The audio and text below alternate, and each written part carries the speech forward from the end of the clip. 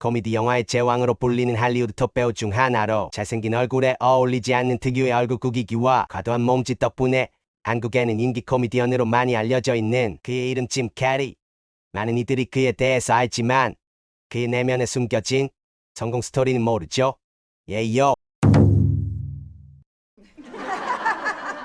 그의 이야기 시작하겠습니다. 그는 1962년 캐나다 온타리오주 뉴마켓에서 태어났으며 그 당시 그곳은 농촌이었습니다. 노동직을 하는 아버지를 따라 자주 이사를 다녔으며 15살이 되던 해에 아버지가 실직을 하면서 짐 캐리는 학교를 그만두고 돈을 벌기 위해 일을 시작해야만 했습니다. 짐 캐리의 코미디 커리어는 1979년 17살이라는 어린 나이에 스탠드업 코미디언으로 데뷔한 것으로 시작됩니다. 데뷔하자마자 주목받는 신인 코미디언으로 뽑혀 언론에서 인터뷰도 하는 등 커리어의 처음 시작은 순조로웠습니다. 스탠드업 코미디언으로 차츰 얼굴을 알리기 시작하고 그렇게 인기가 차차 오르기 시작하자 짐 캐리는 21살에 본격적으로 활동 영역을 TV 방송으로 확장하기로 결심합니다. 그러던 중 짐 캐리를 높게 평가한 PD의 추천으로 22살 나이에 난생 처음 주연을 맡아 한 시트콤에 방영하게 되는데요. 하지만 시청률 부진으로 1시즌 만에 종료되었고 여러 라이브 시즌의 고정 크루를 뽑는 오디션에서 탈락하는 등 스탠드업 코미디언으로서 승승장구했던 것과 달리 짐 캐리의 방송 커리어는 순탄하지 못했습니다. 이후 그는 긴 무명 시절을 보내게 되는데요. 결국 계속되는 무명 생활에 지친 짐 캐리는 우울증에 걸리기도 했습니다. 당시 짐 캐리는 일거리가 없어서 노숙을 하거나 버려진 차 안에서 잠을 자고 세수도 공중화장실에서 했으며 햄버거 하나를 3토막 내 아침, 점심, 저녁을 때웠다고 합니다. 당시 그는 꼭 스타가 되어야겠다는 일념으로 스스로에게 $10,000짜리 수표를 써주고 지갑에 넣어 다니면서 3년 안에 꼭 $10,000를 받는 배우가 되고 말리라는 다짐을 매일매일 했다는 유명한 일화가 있습니다. 이는 사실 아버지에게 $10,000를 드리겠다는 약속 때문이었다고 합니다. 이후 그는 TV 코미디 쇼인 리빙컬러 고정 출연하게 되었고 쇼의 성공으로 비로소 인기를 얻기 시작하였습니다. 1994년은 그의 해라고 말할 수 있던 게 그는 영화 더 마스크가 개봉되어 대중적인 인기를 얻으며 그 후 모두가 아는 영화 덤앤더머의 주연으로 활약하여 블록버스터 스타로 발돋움하게 됩니다. 그렇게 그는 현대까지 끊임없는 승승장구를 하게 됩니다. 그의 무명 시절, 사실 숨겨진 일화로 많은 이들을 감동받게 한 과정이 있는데요. 그는 일거리가 없어서 노숙을 하거나 버려진 차 안에서 잠을 자고 세수도 공중화장실에서 했으며 햄버거 하나를 3토막 내 아침, 점심, 저녁을 때우는 과정에도 그는 자신이 $10,000의 스타가 될 수 있다고 생각했다는 건데요. 직접 이렇게 지내보진 못했어도 듣기만 해도 얼마나 힘들었는지 사실적으로 제 경험을 살려 표현한다면 불쌍한 눈빛으로 쳐다보거나 하대하는 눈빛에 의해 자신의 가치가 낮아질 수밖에 없는 상황에 주변에는 자신과 같은 나이대의 커플들과 행복한 가정들의 삶에 웃음꽃이 피어가는데 자신 혼자만 세상에 버려진 것 같은 심적으로 힘든 상황에 당장의 배고픔도 때우기 힘들어 한 끼의 식사를 3끼로 나눠 먹으면서 폐차 수준의 낡고 먼지가 쌓인 차 안에 들어가서 기대어 편하게 자고 싶지만 이미 부러진 시트와 벌레들이 가득한 공간에서 지내며 아무도 자신을 알아주지 않는다고 여기면서 항상 울다 보니 결국 우울증까지 걸리게 된 상황에 여러 번 울면서 10번 중 한 번은 나는 성공할 수 있어라고 $10,000인 100억 원을 버는 스타가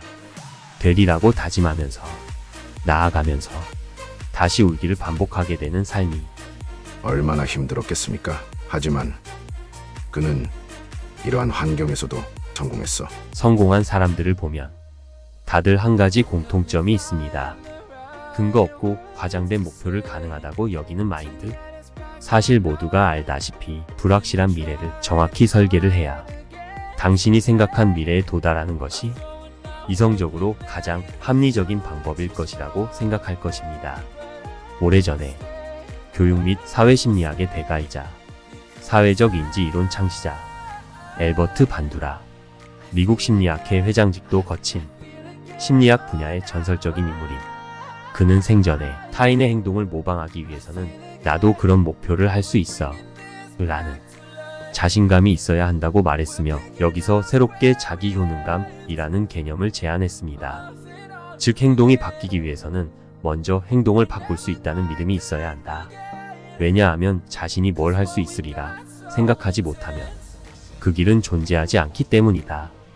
이에 최고의 예시본으로 모두가 아는 귀뚜라미입니다. 대부분의 귀뚜라미는 자신의 몸길이의 약 10에서 20배 정도의 높이를 뛸 수 있습니다.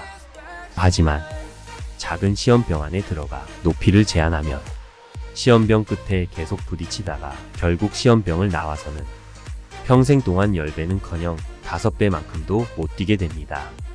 뜬금없이 이 말씀을 드리는 이유는 그가 말한 $10,000,000를 받는 배우가 되겠다는 목표의 의미가 얼마나 큰지 말씀드리려고 한 건데요. 성공할 수 있다는 막연한 목표여도 보이지 않지만 자신의 가능성과 믿음을 가지고 길을 걷게 되면 여러 시행착오와 함께 어느 길이 옳은 길인지 알게 되며, 비록 그 길을 판단해주는 기준점이 불투명하더라도 가능성의 목표를 가진 두뇌가 갖춰져야 당신은 성공할 수 있어.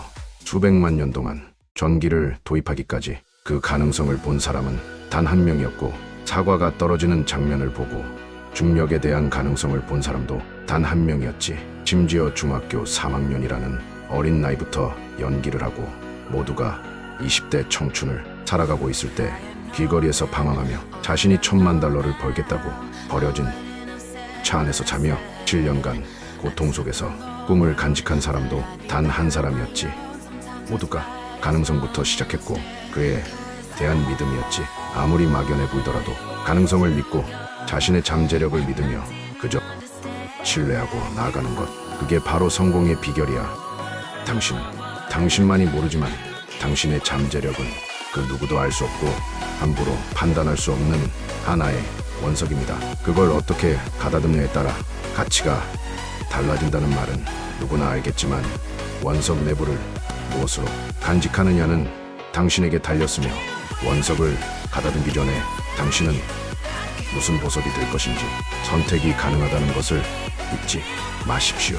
그가 3년 안에 $10,000,000를 만드는 게 목표였지만 실제로는 7년이 걸렸지만, 그의 원석 내부에는 이미 7년 전부터 $10,000,000인 배우였습니다. 성공 스피커였습니다. 이제는 될지 안 될지가 아니라 당신이 믿는 가능성이 곧 다이아몬드가 될 수 있고 일반 원석이 될 수 있지만, 선택은 우리가 할 수 있음을 항상 기억해 주세요. 귀뚜라미처럼 병 안에 있다고 한계를 짚고 5배만 뛰는 게 아니라 우물안 개구리처럼 우물 안에 있다면 우물을 벗어나면 된다는 사실을 알고, 우리의 잠재력은 100배 이상이며 자신을 어떻게 신뢰하느냐에 따라 무엇이든 될 수 있음을 자각하는 게 얼마나 중요한 성공 비결인지 전 세계 사람들에게 영향을 끼친 심리학자의 대가 엘버트 반두라의 개념을 인용하여 말씀드리고 싶었습니다. 시청해 주셔서 감사합니다. 항상 기억해 주세요. 당신은 목표를 이룰 수밖에 없는 잠재력을 가진 사람입니다. 항상 응원하고 있습니다. 오늘도 같이 화이팅입니다.